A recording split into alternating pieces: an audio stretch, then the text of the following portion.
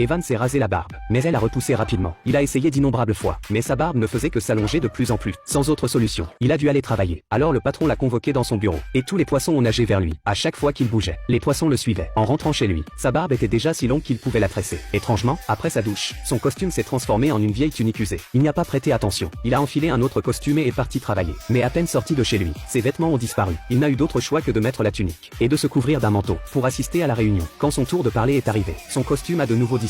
Soudain, d'innombrables animaux sont entrés dans la salle de conférence et se sont arrêtés à ses côtés. Les gardiens ont chassé Evan. Les animaux l'avaient retrouvé, car Dieu l'avait choisi pour construire un grand bateau, et ils étaient venus l'aider. Après beaucoup d'efforts, le bateau a enfin été terminé. Evan a levé son bâton, invitant humains et animaux à monter à bord. Mais les humains se sont moqués de lui, et seuls les animaux sont montés dans l'arche. À ce moment-là, il a vu que le barrage au loin avait été brisé par l'inondation. Il a couru vers la proue du bateau, criant aux villageois de monter, pour se mettre en sécurité. Cependant, le barrage s'est effondré immédiatement, et l'inondation a englouti tout le canyon. L'eau s'est précipitée vers le village, et les villageois ont fui terrorisés, courant désespérément vers le grand bateau. Le courant était trop rapide. Ils venaient à peine d'atteindre le pont, que les vagues les ont rattrapés. Le bateau a perdu le cap, et les maisons du village ont été emportées. Heureusement, le bateau était assez solide et n'a pas chaviré. Les gens ont réussi à se sauver pour le moment.